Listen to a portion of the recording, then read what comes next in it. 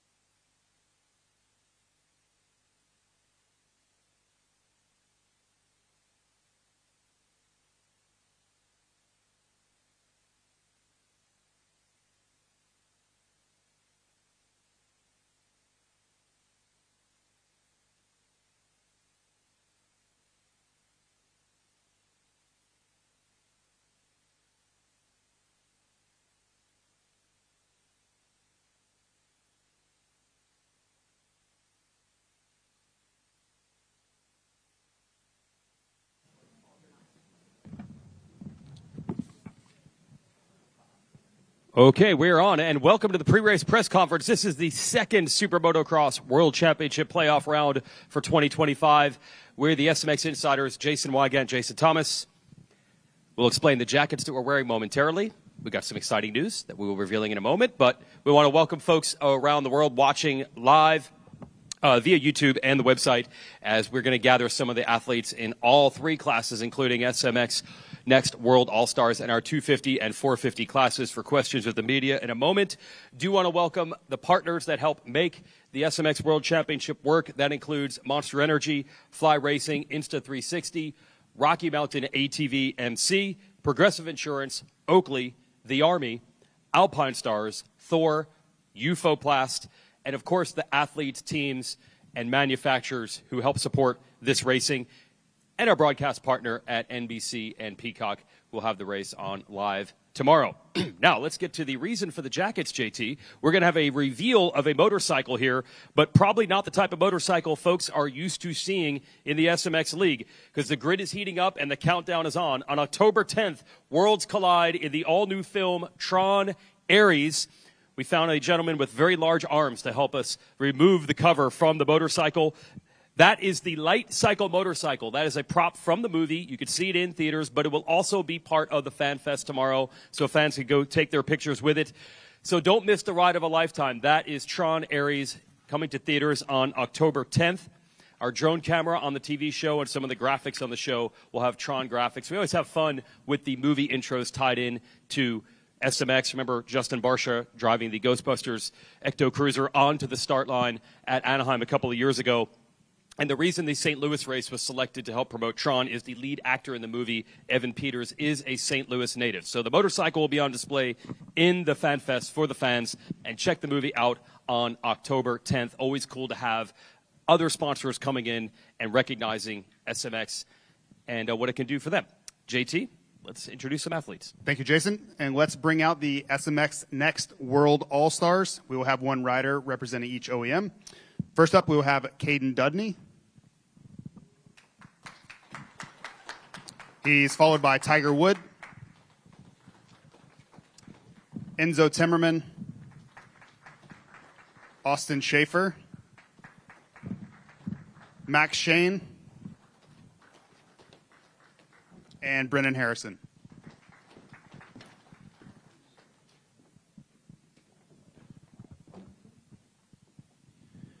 Thank you, gentlemen. We'll start off with a question for Caden. I'm aware of some type of tracks you guys prepared on for last weekend's race in Concord, but this is a different challenge. Seems like it's going to be a little bit more supercrossy than what we faced last weekend. You talk about how your preparation may have changed along with the team this week for this type of racetrack? Yeah, no, we have the track here at Star, and just been training on that. So it was definitely like a little to adjust at first round, but this round, like same track, so I think should be good. Track looks a little slick, but fun, so we'll see. All right, thank you. We'll open it up to the media for questions. Cool. Hey, Michael Antonovich with Course Heading. This will be for Enzo. Enzo, after last week kind of getting a bridge the way that it did and you guys having two motos this weekend, how does things change? Like, what do you think about tonight after this gets over? You know, you guys do two moto days or whatever it is at amateur races so you can go home, regroup, and then come back the next day. How does this feel? Yeah, I don't think much changes. Still got to race two races, and it's still same points. So It's just the fact that we don't get a week in between the races, but we'll be on the same track, so I think it'll make for a better race tomorrow because we'll be more comfortable on the track and have some more track time. Kellen Brower, Swap Moto Live. I'll go to Tiger Wood on this. You obviously did a lot of SMX Next races this year indoors. So how much did you learn with this program this year, and you know, how much different do you feel now coming into this weekend? Yeah, I think a lot, right? Yeah, to see in the track and everything, it's been a little bit like more calm and just comfortable, ready to go, and yeah, no, I think it'll be good. Scott Yarjo, Moto Now. Caden, you qualified first last weekend. Obviously, you didn't get to race the Moto. How disappointing was that for you after having pole position? Yeah, no, it was pretty disappointing. I wanted to race. Yeah, I like racing in the mud, so I mean, I was kind of bummed not to race, but yeah, just try to do the same thing this weekend. Hopefully, it'll be the same results, and pretty confident. So you were like ready and eager to race in the mud? Oh yeah, I love the mud. We'll take a question, Austin Schaefer. We ask every SMX Next World All-Stars riders this. We didn't get a chance last weekend. For you, how do you prepare for a hybrid-type track, especially this one? No one's raced one quite like this before. What was your prep? Well, I got hurt a few weeks ago, so I didn't have much prep, but I just rode a few laps at the border, and same thing. Just keep doing Supercross. So you're just on a Supercross track, or do they build like a hybrid section? I was on a regular Supercross track. Have you looked at the track today? Yeah, I went out and looked at it today. It looks pretty good. A lot more Supercrossy than last week. There you go. I'll ask a couple more questions, unless we have some from the media. Brennan Harrison, same thing. As far as the track and all that, what's the bigger challenge? A different type of track that anyone's ridden before, or the overall pressure, nerves of being in a building that's going to be filled and the lights and all that? What's probably going to be the bigger adjustment, you think, for you? Yeah, no, definitely been training on a Supercross-style track with definitely more open sections, but definitely a lot of pressure with a lot of people and the stadium, but I feel like it'll be good. A question for Max. I think everybody's expectations or what they're going to define success by today and tomorrow is a little bit different. It's a relative thing. When you leave here tonight, going into tomorrow, and then again tomorrow night, what will success be defined by for you? Kind of a tough question, but I don't know. The goal's out there. The goal is to just put a ton of laps in and just do my best and kind of see where it plays out. Obviously, we'll get 2 nights of racing, so that'll be good to build tonight and just keep it going tomorrow. Have good qualifying sessions, and the goal is just to ride good every time I'm out on the track. Kellen Brower, Swap Moto Live again. I'll go to Enzo on this one. Obviously, we go back a couple months ago, and Loretta's was fantastic for you. But how has that kind of changed your own mentality about how you approach a race weekend, given that you saw how successful you could be there? Yeah, Loretta's was a really great week for me, but I don't think it changes much. Each race you come into, you have the same goal, and that goal is to win. So same prep coming into this one as if Loretta's didn't even happen. Hey, Michael Antonovich again. So for Caden, Tiger, and Enzo, I can see the dirt on your shoes. Max, you too. What's it like when you guys go out there and you take a look at a stadium for the first time? Like some of these tracks that you guys race, especially as amateurs, it's the same track forever. When you go and you have to spec it out, see what's going to happen, and then start laying that plan of attack, getting into your routine for the day, how does that start?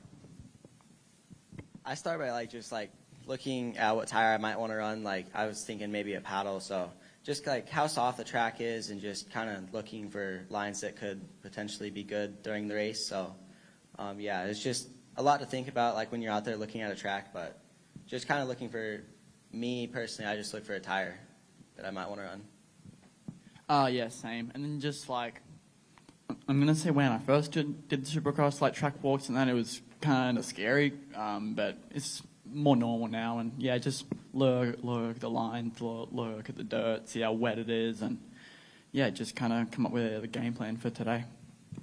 Yeah, for sure. It's a brand new track, and you have to learn the track. So I think track walk's important. Pay attention to the rhythms and all that, and see how the dirt is.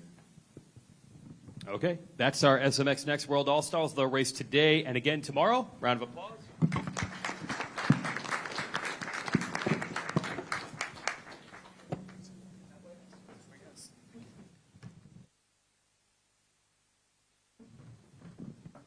Next group, we're going to bring up some of the contenders in the 250 division of the SMX playoffs and World Championship. I'll invite the riders up. These are riders that are just around that top 10 area in points, starting with Max Voland. Thank you. Nate Thrasher. Ryder DeFrancisco, Garrett Marchbanks, Cole Davies, and Jordan Smith.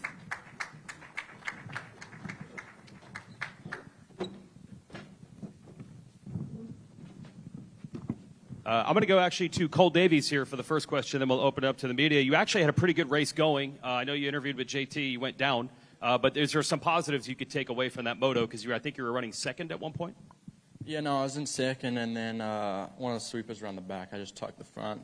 And then from there, I just didn't really have much to give anymore. But, no, I was riding good. Yeah, excited for this weekend. Media. Jeff Beaver with Whiskey Throttle Media. Sorry, first time on a mic. Garrett, how's your knee and how did the riding go this week? Definitely really sore after the crash last weekend. Knee's getting a little better. Got some more movement out of it. On Monday and Tuesday, I rode a little bit. Wednesday, I rode probably 30 minutes on the bike and said it was good enough. So, yeah, just going to go with it this weekend and see how we do with it. Garrett, what's the motivation there? Is it, I got to get back on this bike because these races are important. There's a lot on the line. Was there extra motivation to, if there's some way to do it, I got to do it? Yeah, I mean, as soon as I hit the ground, I was pretty mad about it just because I knew there was a lot of money that I was losing while I was laying there. And, no, I just wanted to get back after it. I mean, the first day, I didn't think I was going to be able to ride the rest of them, but I just gritted it out. We'll figure it out and get out there, but definitely want to be back in the mix battling with these guys. Cool. Michael Antonovich, this will be for Jordan and then for Nate. You guys have this track at your practice compounds right now. So although we always look at the drag strip tracks that are so wild and out there, for you guys to get this one that's Supercross hybrid, still kind of tight, something you can figure out. How differently does it race? Like, how fast are you guys going on a practice day? Does it feel tight? Does it feel like a different Supercross? Can you just, because you have some experience on this layout already, detail that?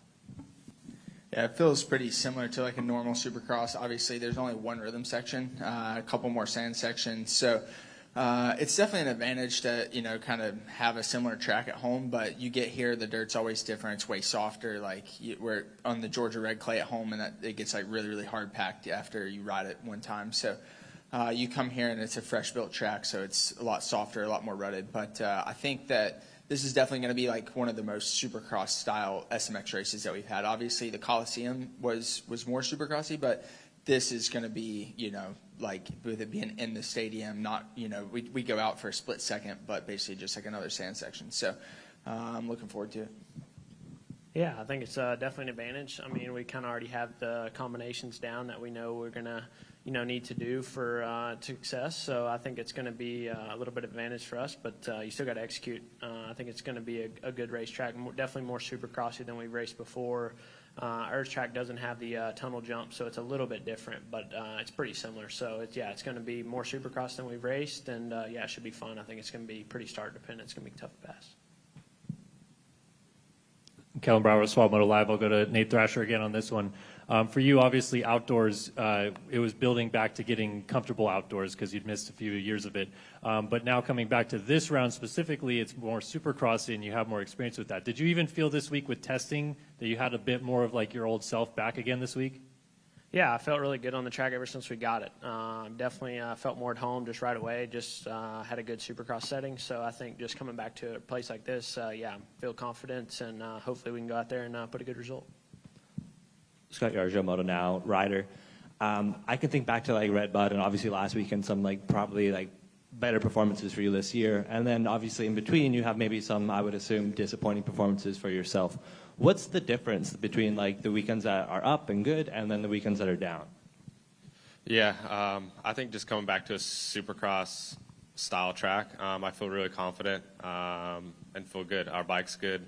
I haven't really touched it from like Anaheim to San Diego. I hop back on the same setup and just been putting the laps down. So coming into each weekend, I feel confident, and yeah, I haven't touched the bike in a really long time. So yeah, it's good. So you think this is kind of a motocross versus supercross thing, and this is a continuation of the version we saw at the beginning of the year?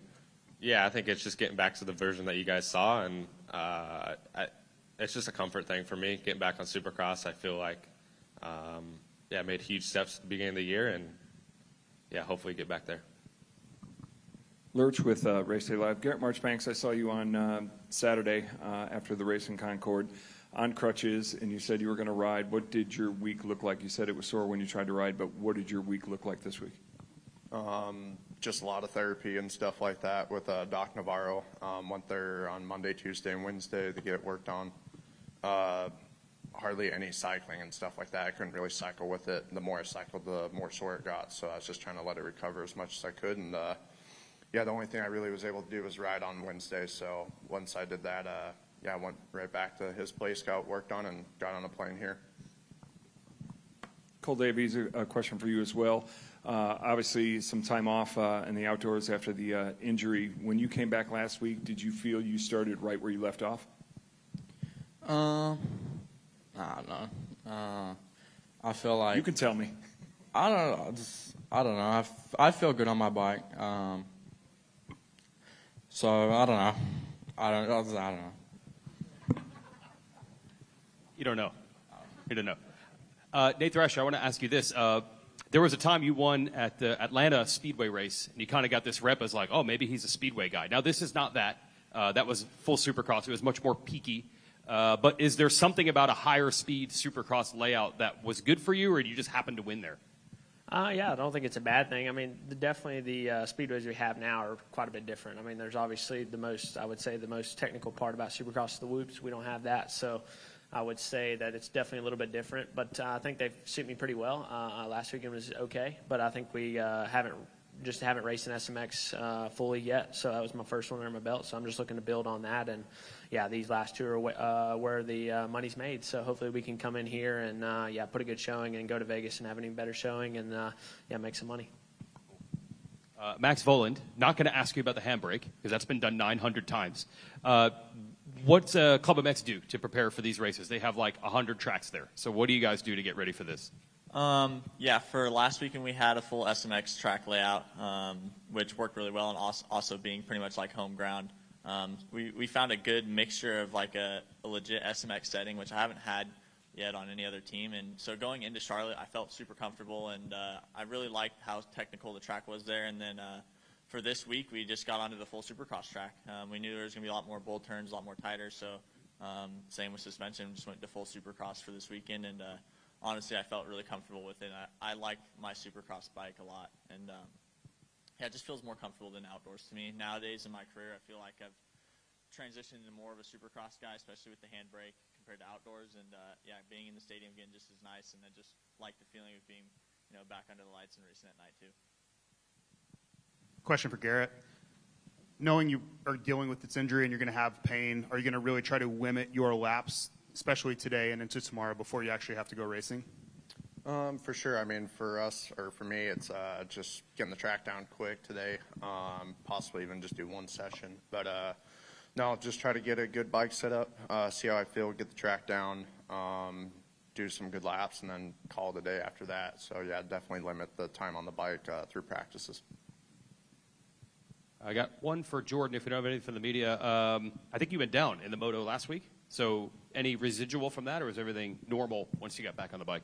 Yeah, everything was normal. I was slid out in the first turn, and then, I was kind of coming back through the pack and just slid out again back in the outdoor section. So, I'm all good from it. It's tough trying to come through the pack. There's so many fast guys in the 250 class right now. It's really stacked, and especially on these tracks, they don't separate quite as much as what I would say a normal Supercross or a normal outdoor would separate, because it's kind of in the middle. So it's really hard to make up ground if you do get a bad start. You go down the first turn. So I try to get off to a better start this weekend and put myself in a better position. I have a question for Cole Davies. This is Thomas Ralston with 23 Media. You obviously had that serious injury in Supercross, and this track is more kind of towards the Supercross side. So how do you feel coming into this weekend knowing you kind of flow more on the Supercross aspect of their bikes? Yeah, no, I feel good. Obviously, it's a lot more Supercrossy than the other two rounds, so I'm excited for this round. I was going good last weekend until I crashed, but excited for this weekend. Jeff Beaver, Whiskey Throttle. This is for Jordan. You've pretty much the senior guy up here on the stage. my question is when you're going from like a day race schedule 1 week to a night schedule race the following week, is there a lot of preparation change you have to make during the week to get ready for a night race from a day race? You're saying I'm so old I can't stay up late? Okay, that came out a little wrong. No. I mean, it's pretty much, you don't even hardly look at that stuff, like for me, I don't think. So it's pretty much, once you kind of get into the pits, no matter what time you get there, it kind of feels like the same because the length of the day is the same, right? So, like, once you get to the pits, like, especially here, we won't even know what it's like outside. You know, like, we'll get here and we won't go outside all day. Like, it'll feel the same. Anything else in the media? I think that's going to do it. That's going to do it for this 250 panel. We'll have another group. Thank you. Everybody can exit to the right. Thank you.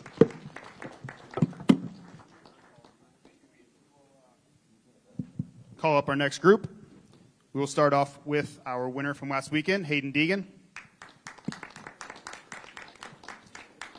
Joe Shimoda. Seth Hamaker. Tom Vial. Levi Kitchen. And Austin Forkner.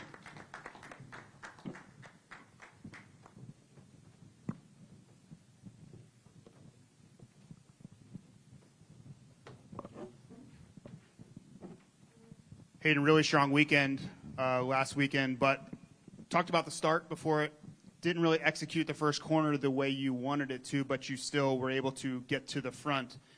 In the midst of that, when you're seeing a rider like Seth Hamaker start to pull a gap, what's your thought process during that? Is it calm? Are you calculating the whole time about I can't let him get too far? Because it seems like there is no real panic in that situation for you, and you're able to reel back in whoever it is.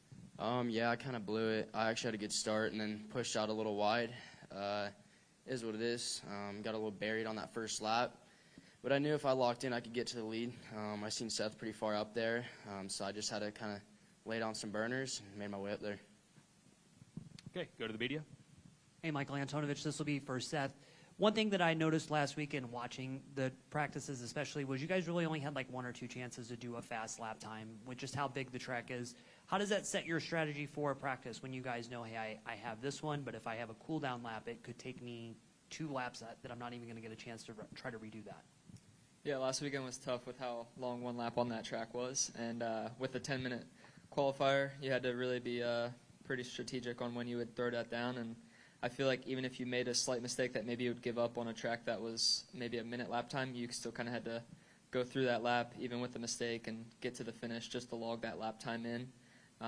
Because you never knew if you were going to get another shot at it or what. So, and even on, like you said, the roll laps, it was, your lap time could have been a 2:30 or whatever. So it's a lot of time wasted. And even to do 2 laps back to back, I feel like a lot of guys were doing that more last weekend than at a normal Supercross, say like St. Louis today. Kellen Brower, Swap Moto Live. I'll go to Levi Kitchen on this one. Last week, at the end of the first moto, your speed was really strong. Like, you built up to a very strong pace. Did you do anything this week, though, to try to figure out maybe that first, 10 minutes of the moto with the start and everything to get going a little bit sooner? I mean, not really. I ended up just we got a lot of rain in Florida, so I didn't get to ride too much. But, no, I didn't really look at my weekend like that. I actually more so, I probably raced that moto a little bit wrong, but I was also expecting to have a second moto. So I don't know. Yeah, I wasn't too stoked with I would say the middle part of the race, but still feel like I'm riding all right, and I look forward to racing in the stadium this weekend. Stefan Legrand with TheBigUSA.com. A question for Tom. During the Pro Motocross season, you had some struggle with your bike settings. I mean, was it better in St. Louis, and do you think you found some solution for the next, the playoff? Yeah, I think, I've been switching back to Supercross setup for this weekend, so it's a completely, different bike. So it's been working a lot better for the Supercross, so hopefully tomorrow will be good. Scott Yarjo, Moto Now. To follow up with that, Tom, we saw you get a good start last week and kind of drop back a little bit. What happened from your perspective? I was struggling a lot in the outdoor part, actually. I don't know, I just felt bad, just uncomfortable with the bike and myself with the ruts all day. And I think I started in 3rd or 4th, and I just fell. I think I didn't even crash. I ended up 7th. It was really a bad moto for me.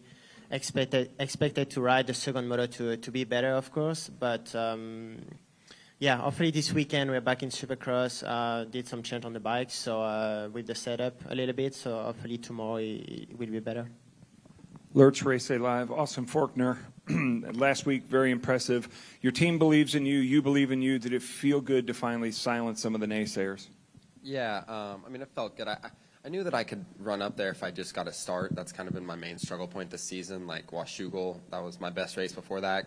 Started in the top 5 or top 10 both motos. So that's what it's harder for me right now. Obviously trying to not take those extra risks that could potentially get me hurt. And so coming through the pack when you're trying to kind of ride with that mindset is kind of tough because you have to take those extra risks in order to make those passes. So a good start's just more crucial for me, I feel like, at this point. Question for really anybody that feels comfortable answering. This feels much more like Supercross, but it does have some motocross aspects, as we know, sand sections.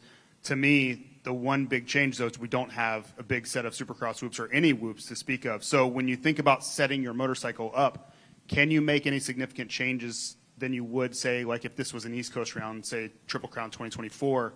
Can you change the bike and make it a little bit more compliant in the motocross sections because you don't have the whoops? I think so, yeah. I think everybody, for the most part, is going to set their bike up to corner. Normally when you have whoops, you're going to set it up to, you got to get through the whoops good too. So that's my take. I think you could run a pretty soft bike out there actually and be all right, except for that, depending if we go 3 onto that table. So, yeah. I see a lot of head nodding, so seems to be the consensus. Anyone agree? Joe Shimoda, what do you think? No, not having whoops, how much does that change your Supercross bike setup? Kind of similar to what Levi said. Like, we can go pretty soft, but, I mean, the places where you can make a time is, like, I don't know, pushing through the rhythm or, like, just kind of you can make the bike to where you can send it a little bit, so you kind of want it to stiff. So depends on how you like it, I guess. So faster may not be as comfortable in that scenario, but you still need it to be stiff to stay low in those rhythm sections? Exactly. All right, Thomas Ralston with 23 Media. This one's for Deegan. You were hanging out with Jake Paul this past week. How do you think that can bring more fans into Moto? Yeah, it's cool. My new hobby is boxing, so he's obviously honestly taking over that sport right now with eyes. So he invited me out, did some boxing with him and stuff, so that was pretty cool. I don't know. I feel like anytime you get a big name like that from a different sport or a different scene, you're always growing the fan base around you, so it's huge. On the athlete side, so you're doing boxing even as a little bit of cross-training, so to speak? Yeah, I don't really know about cross-training, but I want to learn, I want to get good at fighting because you never know what's going to go down, so that's been my hobby right now is learning how to box good. So Jake's he's a badass at boxing. When you see him box in person, I know everyone has their made-up theories of him on social media and stuff, but the dude trains his ass off and is a gnarly boxer. So when you're in there with him and following his drills and stuff, it is the real deal. Kellen Brower, Swap Moto Live again. I'll go to Seth on this one. You've been pretty open about the issues you've been dealing with the ulcerative colitis and things like that. How aware of it are you, like, during a race? Like, are you managing your own fitness levels each moto because you know that there's going to be a bit of a fall-off at some point? I mean, weekend to weekend, it is a little bit different. When it's hot out, it makes the situation worse. And, this year, when I do feel that fatigue setting in, spots where I would be sending it or risking a crash or a mistake and getting hurt physically is kind of where I would pull back. And not to say like last weekend, it's like I'm obviously still trying to go for that win as hard as I can, but as safe as I can as well. And just, 2-3 laps left in that, it was like just kind of survival for me, to be honest with you. And as frustrating as that is, that's, where I'm at right now. And I'm not going to make any excuses about it and just take it as it goes. And like I said, weekend to weekend, it's a little bit different. And hopefully this weekend's a good weekend that I feel good, and we'll see what that brings. But figuring some stuff out as we go. And like I said, don't want to make excuses, and we'll be ready to go this weekend. And this will be for Levi and Joe. Both of you guys last week had to close some ground on the guys that were ahead of you. Joe after the crash, Levi just to make the gains up there. But in watching that race, it was really interesting to see how spread out that track is, how things go, and how you're able to mark somebody. How differently does the drag strip tracks race differently than what we'll see tomorrow, which is pretty much a traditional Supercross? How do you race it and view it? I mean, yeah, this one, it's going to be tough because it's going to race like a Supercross, and there's going to be, 20. You're not going to see people really spread out a whole lot. So you're going to have to, like any race, the start's obviously important, but this one, whoever hole shots could have, 4 seconds on the first lap if people are kind of dicing behind. So, and that could be enough to, of a lead to just kind of go on and win the race. So, it's going to be tricky for sure because there's a lot of times whoops is where you pass, I think, in Supercross. So, yeah, I don't know. I guess it's going to be a lot of block passing, probably a lot of hitting people, and that's probably just how you're going to have to pass people. I think it's going to spread out more than last weekend because the track's going to be maybe like tighter, and also I think it's going to be much shorter. There's going to be a lot of lappers, I think. But yeah, the racing is always different, right? But I think tomorrow or Saturday, I think we're going to see a lot of lappers, and we kind of have to figure out, move around on the track. So I think it's going to be a lot different than last weekend. Austin, I think you might be the poster child for consistency in this 250 class this year. When I look back at the beginning of 250 Supercross, it was a struggle, and we were all kind of wondering, when was Austin Forkner going to show up, the guy that we've seen race for years. But now we look up after one round, and you're 6th in points, which I think caught a lot of people by surprise. Does it catch you by surprise, or was there a process here where I'm just going to continue to put in points every single weekend, and I'll be there at the end?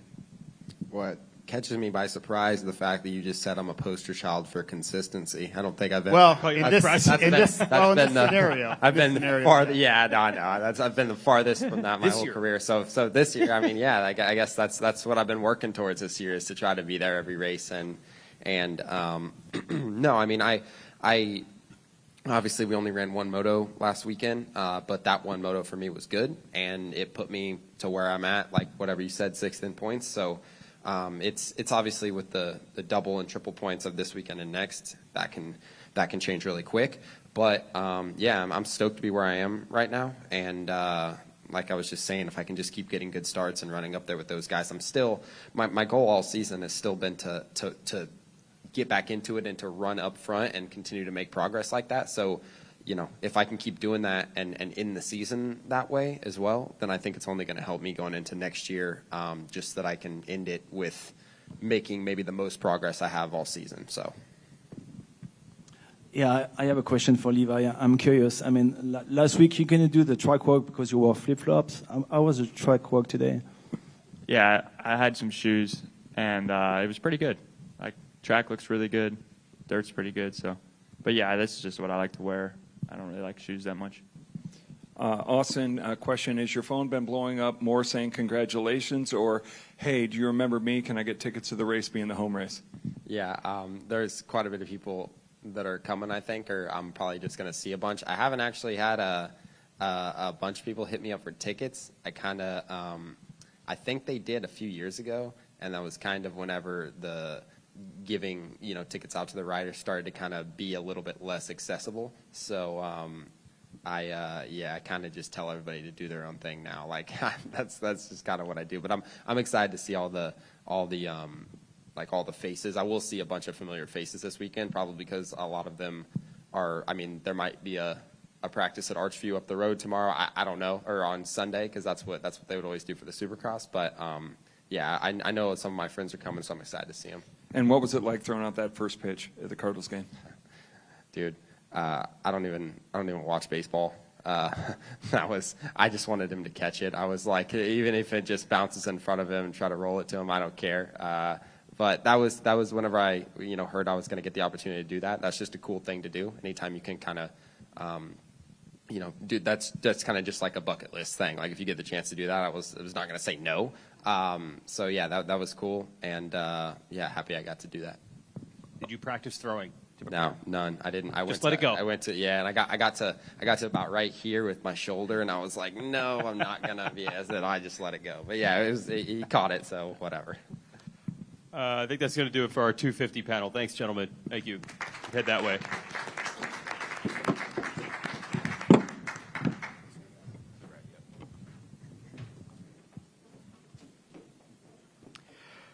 Okay, 450 time. We'll bring some of the athletes up. That includes the Monster Energy Supercross champion, Cooper Webb. RJ Hampshire. Ken Roxon. Justin Barsha. Dylan Ferrandis. And Malcolm Stewart.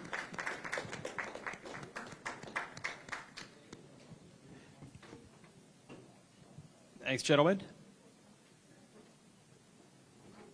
We're just glad to see the 2.7 on up here. We'll ask you about that in a moment. But my first question is actually for Cooper Webb. Look, I don't know if you feel this way, but all week people are saying, oh, the Supercross champ's got to be so pumped to be in a dome on a Supercross, more Supercross-like track. Do you feel that way? Oh, for sure. I like what I see so far. A lot of bowl turns, good dirt, and yeah, hopefully it kind of suits my style. So it's been nice to kind of get back. Last weekend was tough, sketchy. I think we've established that, but this weekend looks more, like you said, more maybe my style with the Supercross kind of layout and has everything double points and so on and so forth. So yeah, hopefully a good opportunity, big weekend. Stefan Legrand, LeBigUSA.com. Question for Malcolm. I mean, obviously you didn't race last week because of a back injury. So I want to ask you, how are you doing today? We're pretty sore. I mean, we're going to try to do the best we can to suit up and go out there and ride, but that's all the information I can really give you guys. We got 2 10-minute practice, and we'll determine if we're going to race tomorrow. I guess you didn't ride at all this week, right? No.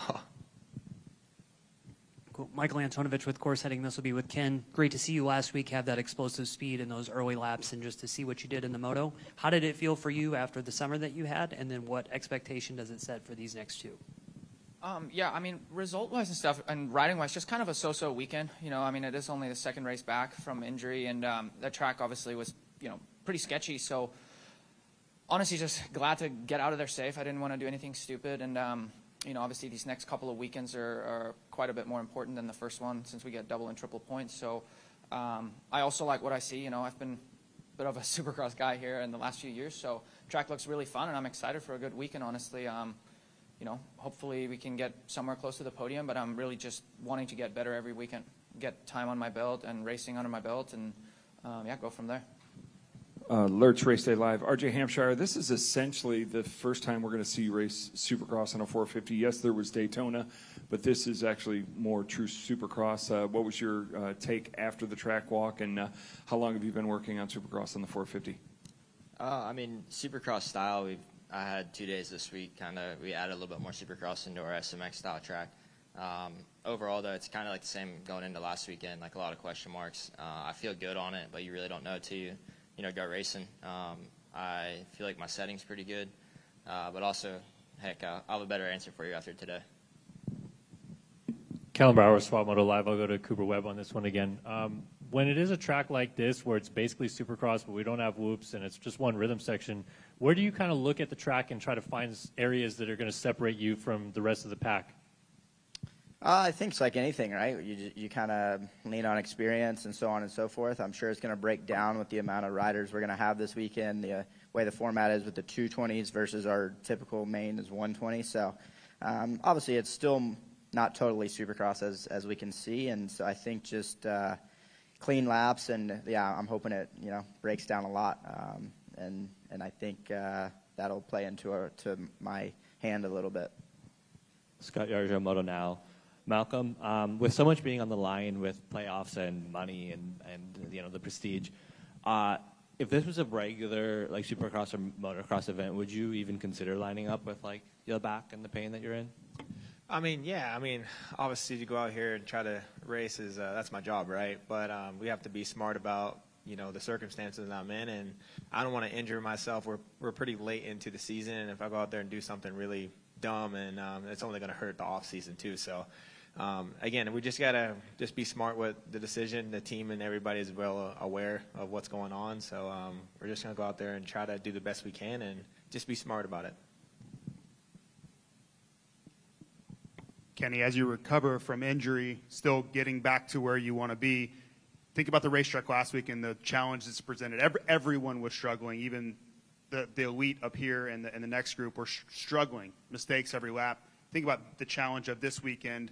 Coming off an injury, is this an easier ask going into a race like this physically? Yeah, I think so. I mean, it's probably, it looks soft in some areas, so we're probably going to get a bunch of ruts, but it just seems a little bit more predictable.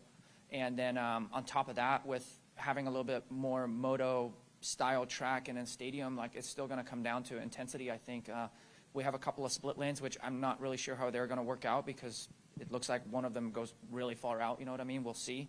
But intensity is going to be a big thing. And yeah, like I said, it's just going to be a little bit more of a normal racetrack, I would say. I got one for Dylan Ferrandis. So you missed some time after Supercross, but I know that almost ended up being something you maybe needed. You had been low on energy. I think that had been a thing for a while. You seemed really good when you came back. So does that continue? Do you feel better physically than you even did back last year or early this year? Yeah, I think so. I think, fitness is coming back slowly, but obviously I think for like a year and a half I barely trained, so it's going to take some time. Really looking forward to this winter to really get my fitness back to where I belong, I think. Yeah, so it's better than it was at the beginning of the year, but this is not the 2021 level that we saw back then. No, I don't think so. I can feel it during the week when I practice. I definitely don't feel like I felt at my peak in 2021, but I also don't really train as hard as what I was training in 21 because I just couldn't. So, like I said, I'm healthy now and just need to rebuild my fitness to where it was. Thomas Wilson with 23 Media. This one's for RJ. You had a phenomenal outdoor season, and you had obviously high expectations for yourself. Did you expect yourself to, I guess you would say, build that quickly during this outdoor season? I mean, yeah, I was coming off an injury that I've been struggling with for over a year, and I knew my strength would get better, but I also, like, kind of as this progress kept going, like, I have to keep it realistic each weekend, and that's the same kind of how I was coming into last weekend. Like, you know, if I feel good, I'll battle, you know, near that top 5. If I don't, who knows where I'll be. That's kind of where I've taken it kind of each weekend. Like, last weekend, I didn't feel great, I'd say, even, you know, Saturday or Sunday, or Friday or Saturday. But no one really did, so it was kind of just, like, ride myself into wherever I'd be, and sure enough, I found myself behind, you know, Kenny late in that moto, and yeah, I took advantage of it, but overall, just stay in my lane, really, you know, see what we have this weekend. If I can be right around that top 5 again, you know, that's great, leading into, you know, Vegas next weekend. Kellen Brower, SuperMotocross Live again for Justin Barsha. With the way that these tracks are, obviously it maybe presents a little bit closer racing because there's not as much separation.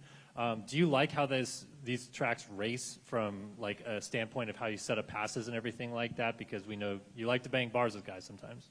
Yeah, definitely. I think, you know, on the track looked good. Obviously, a lot different than last weekend. The conditions were, like everyone said, tricky. So, yeah, I feel like the track here will race a lot better. A little more aggressive will be good. You'll have to make, you know, good passes. But all in all, I think they did a good job on the track. A lot of doubles, some sand sections to make up a lot of time in there. And, yeah, all in all, I think you want to get good starts. Last weekend for me, didn't have the greatest starts and also being uncomfortable. Couldn't really push to where I wanted to be, so looking forward to a good reset this weekend and some hard, good racing. Question for Cooper Webb. With the fans, it's single points, triple points. The excitement sort of builds for the fans as we get to the finals next week in Las Vegas.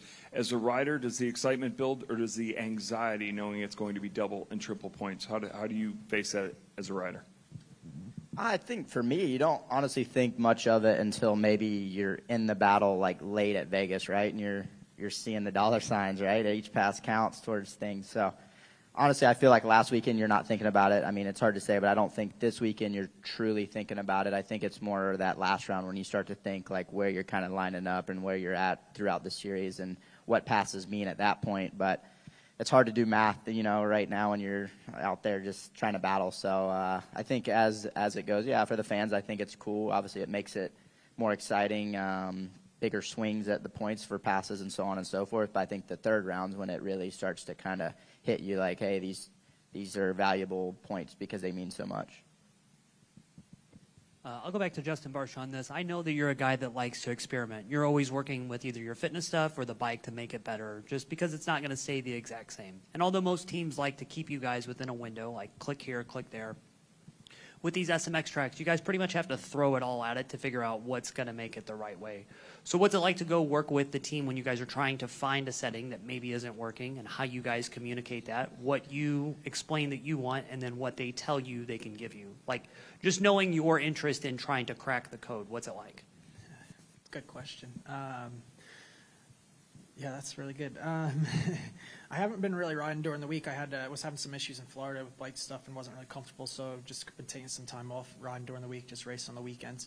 I went to California before last weekend, and I think it's a little bit challenging testing in California. The track's been sitting all year. They're hard packed, pretty baked, and then you get to something like Charlotte, and it's completely different. So that threw us off big time. But coming in this weekend, we're going to hop on some Supercross suspension, like where we left in season. And I think we probably improved some things there since we left off what my last race was Jersey Supercross. So, yeah, I think it's tricky, man. It's hard to simulate like a race like last weekend. But coming into a race like this, it's more Supercross with a little extra sand and a little more speed. So I think all in all, everyone's going to be quite happy with, being close on their Supercross setting where they left off in Supercross. Question for Justin Barsha and all the dads up there. Everyone thinks of you as a racer, but you got family time yesterday. Tell us about the experience at City Museum. Yeah, it was cool. The City Museum was, that place is crazy. If you've never been, you definitely need to go. It's not just for the kids. There's so much to see, and you could lose your kid for sure if you didn't have a good arm. There's tunnels everywhere and things like that. But all in all, yeah, it's cool to have this time, an extra day. We, come here on Thursday, middle of the day, go explore, see the city, and then today's pretty lax for the most part, just do some practicing, and then the show's tomorrow. So, yeah, it's good to have the family here and have some fun before the race. I think that's it. That's our 450 panel. Thanks. You guys can exit to your right.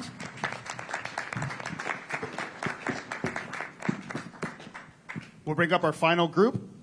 First up will be last week's winner, Jet Lawrence, Chase Sexton, Justin Cooper, Hunter Lawrence, and Eli Tomac.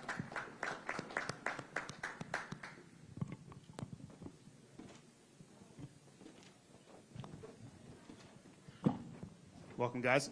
Jet, you really didn't get to ride this 2025 chassis on East Coast Supercross. So when you think about trying to set up the motorcycle, you're going to lean on trying to talk with Hunter, work through things, and also where does choosing between a traditional tire and a scoop tire factor into those decisions as well? I feel like the decision of tires now is kind of out the window. I feel like it's always paddle now with a lot of the dirts. It's the paddles kind of came a long way, I feel like. But yeah, we had a good feel last year in SMX with our bike, and obviously a little bit of testing in Supercross with our chassis. And at the last round before we got hurt, when the bike kind of felt the best, personally. So obviously it's a little bit of getting some stuff from there, but we have a lot of good settings we got from last year in SMX, so we're more off of that and did a good amount of testing before this. So the bike feels really, really good. It feels reliable. We kind of know what it's going to do, which helps a lot in knowing what your bike can do and how it reacts off of certain things. So yeah, feels good. Immediate. All right, Michael Antonovich, if I can get the top four from last weekend just to talk about you guys staying within 10 seconds of each other after a 20-minute race in those conditions, the wind coming through, and it being 10 seconds, that gap that's right there, you can all see each other. So if I could go from Hunter to Eli, Chase to Jet, can you guys talk about what it's like to be in that pack, know your competition's right there, that you haven't lost the toe, and what it's like to race within that style track? It's very tricky, obviously. We're all pushing as fast as we can, and you feel like you put one really good lap together where you just make 0 minor mistakes, and you might pull in 1/10 or like half a bike length, and you're like, all right, this is going to be one of those races where it's like death by 1,000 cuts, just keep trying to chip away. But it was tricky at the end when the wind picked up. I was honestly just using Eli as a reference point where the wind would blow him in the air to how much I would then, make the adjustment. But yeah, it was a good race. Yeah, that's just how I feel like it.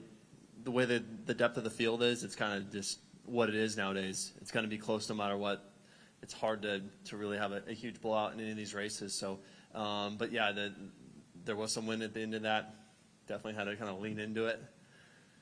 But hey, we got through it. Yeah, I think on that track too, like there was kind of a limit to how hard you could ride it. I think early in the race you could be a little bit more aggressive, but once we started getting later into the race, the wind, I jumped the double before the mechanics area and went from one side to the other. And I'm like, oh, this is not going to be good. And there was tough blocks laying everywhere. But before that, like even the ruts, I think we're starting to get to a point where you couldn't override it, and that track could really bite you. So I think it was just one of those things where you're trying to make up as much time as you can, but you also have to be smart and not do anything dumb. Yeah, I think the conditions had a big play with it. Obviously, it was only for 25 points, single points at this point, so we weren't willing to risk it. I think you could gain a lot if you really wanted to push the envelope and try to do something, but I think this risk factor was really going to outweigh it and had a good chance to end on your head. So I think everyone just kind of like, we just picked as close as we can to the limit that was safe enough, and then you more so just kind of gain time if anyone made a mistake. It was very easy if you asked for too much to make a mistake where your foot peg grabs or fork lug. So you more so made time off of those kind of things. It wasn't so much of I'm just going this much faster, So it was like a real chess match. I feel like that Charlotte was, but no, tomorrow's racing should be really fun. Kellen Brower, Swap Moto Live. I'll go to Jet again. I just want to take you to take us into your mindset a little bit during the race. Like you said, it's a chess match a little bit, but they kind of caught you for a minute, and then you laid the hammer back down. Like, what's the mindset that you're going through of how close are they? Like, are you marking them the whole time, and they got close, or did they catch you by surprise? Yeah, I obviously have my marks where I know where they're at and stuff like that, where I can catch a glimpse of them quickly, because obviously it's pretty hard to see when they're that close, So, and I think the time I lost the most was when the wind started to pick up. I kind of got a little cautious, and I had every line I picked, I felt like there was a tough block in it.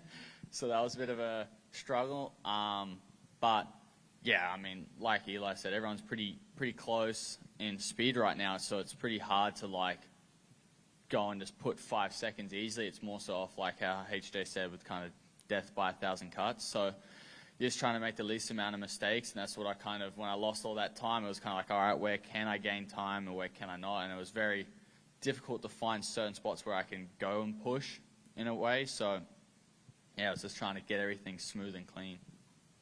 Scott Yerger, Moto now. Justin obviously crashed in the first lap in that Moto last weekend. How devastated were you that they canceled the second Moto?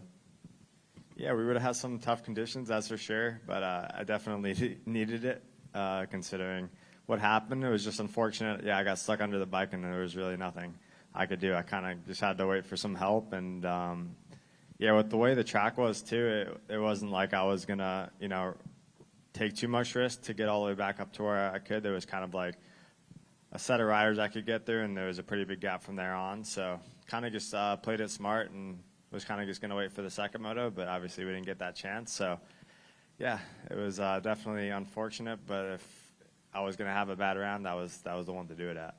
And how I guess painstaking was it waiting for the decision to be made for those couple of hours, knowing you really wanted to go out there? Yeah, it was. I kind of seen it coming. It was, getting later and later, and they didn't run any of the motos yet. The 250s hadn't really gone up, so I knew it was going to be, fighting daylight and all that stuff. So it was definitely, coming down to it, and I kind of seen it coming, but I was, yes, definitely still optimistic that it was going to happen, but yeah, we didn't get that chance. Eli, when I think about St. Louis, go immediately back to 2024 Triple Crown here. And even on Friday, it really seemed like you turned a corner. Aggression was back, and the Eli Tomac that we've known to come and love was there.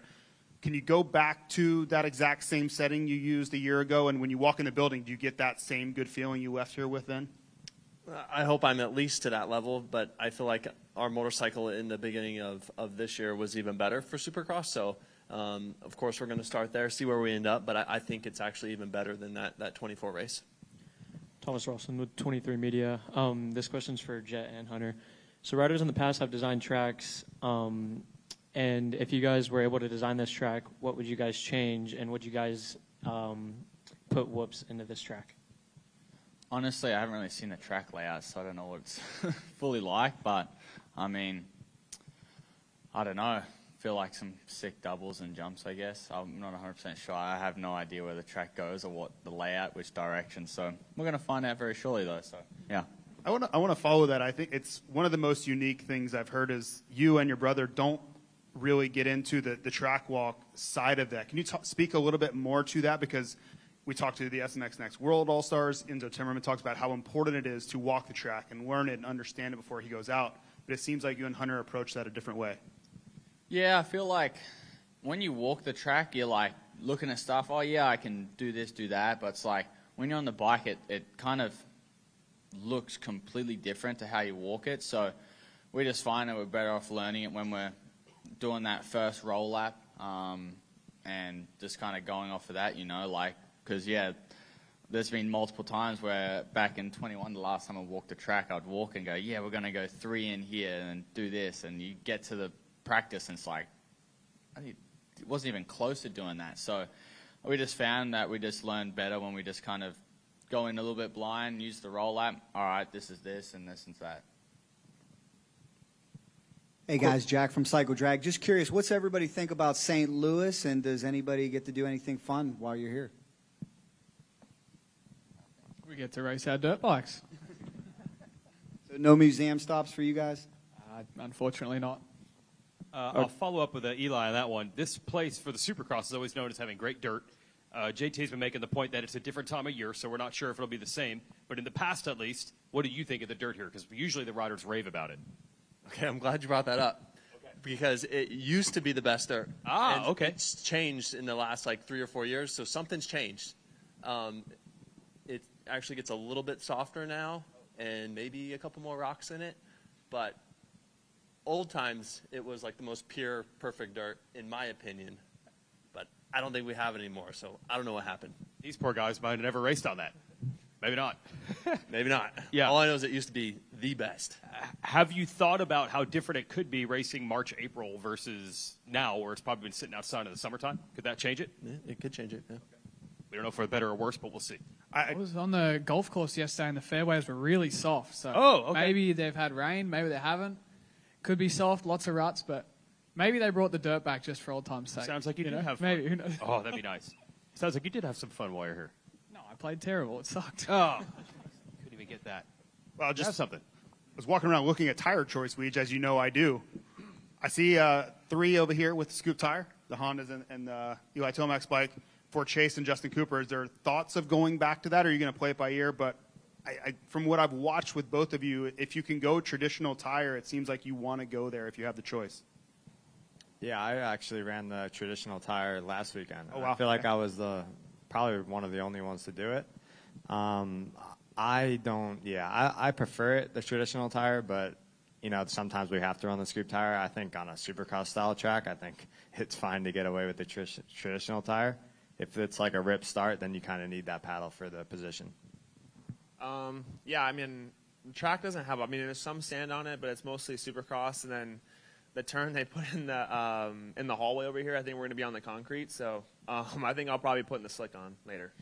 Just to follow that, when the start is hard packed like it will be here, is it less effective for that straight line drive than what you'll be running today? I'm not really sure. I've been arguing with Tom all week about it because he's the typical, I'm putting the scoop on if there's any loam, he's putting the scoop on, and we practice a lot together, and as soon as he puts that thing on, I know the berm's going to be gone. So I just try and not run it as much as possible, but I guess we'll see. If it's an advantage, I'll be putting it on, but if it's not, then you'll be seeing me with the regular tire.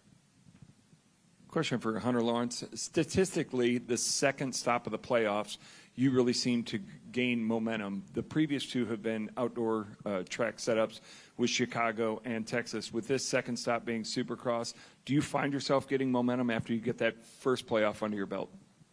I don't know, really. Maybe it's just coincidence, but you need to get better throughout the series because obviously the points just increase each round. Now we're double points, and then the next weekend triple points. I like the pressure. I like the fact that, hey, you have to perform on this night, and it's like a winner takes all kind of thing. It's a lot of pressure on a lot of guys, and I like that to bet on myself and go out there, and I get to race a dirt bike. So it's pretty epic. Love what I do, and I know it's just fun. It's just fun, the stakes and everything. This one's for Chase Sexton. I know that indoors and outdoors you kind of played around with bike setup a little bit on both, and you've only done 4 SMX races on the KTM so far, but what's the window like? Have you found it to be a little bit easier to find a comfortable setting on this bike? I mean, I wouldn't say that, but I think in the last 2 weeks I've been pretty comfortable, and I've had some of the best weeks on the KTM that I've had in the last 2 years. So it's been fun, and it's just it's been really enjoyable to have fun riding again. So I don't know, we'll see. I think last weekend the track was really hard to set your bike up for because it was so soft, so you couldn't really get away with running something softer suspension wise. And then this race, it's going to be pretty supercrossy, especially with that one rhythm. It's pretty big. So I don't know. I think this weekend will be supercross, but then next weekend it could be hard pack and pretty outdoorsy. So you just play it by ear. But right now I'm pretty happy with how I feel on the bike and yeah, with how I'm riding. Hey, Justin, for you, you really quietly debuted the 26 YZF last weekend. So what was the decision behind that, you being the #1 seed, to go onto a motorcycle that's a little bit different and has its own nuances? What was the motivation for that? And then what did you figure out the bike does differently than the 25? Yeah, it's just a new challenge, and I had the opportunity to debut it. And, yeah, I've been riding it quite a bit. And, yeah, started riding it at the end of Outdoors and didn't get to race it until last weekend. So, yeah, just a new challenge and, you know, trying to get some feedback going into next year and, you know, get a little bit of a head start on it. Stefan Legrand, TheBigUSA.com, a question for Jet. Jet, it seems that you can do anything you want on your bike. You're very comfortable with it. How fast do you think you could go on the bike in front of you, the Tron bike? Yeah, so as you can see, this is the 2035 Honda, and we've been testing it so far. It's a little rigid for sure. Steering, it's not the best right now. It doesn't turn quite sharp. And also it doesn't get a lot of traction with the slicks. So scoop tire or not? We're actually going to change it to a dune tire, the big scoops. We found it got a lot of traction with that. So I think yeah, maybe next year you might see us on this with a dune scoop. Okay, thank you. Are we going to top that? I don't think that's going to be top. That's our press conference. Thank you to the 450 SMX athletes, both groups. We'll give a couple of reminders about tomorrow's schedule. It is a night race. Race day live qualifying coverage will kick off on Peacock live at 1:30 Eastern time. 6:30 Eastern live pre-race show. Again, you can watch that on Peacock. And then racing starts at 7 o'clock Eastern. That's 8 o'clock here Central Time in St. Louis. Of course, Peacock or the SMX Video Pass outside the United States. Go to supermotocross.tv. That's available in multiple languages as well. And there will be an encore presentation, if you're watching at home right now, on Sunday at 1 o'clock Eastern, a NBC re-air. So tell your friends if they're not traditionally watching on Peacock that they can watch on NBC and catch Super Motocross World Championship there. He's Jason. I'm Jason. Thanks for watching. See you tomorrow, everybody.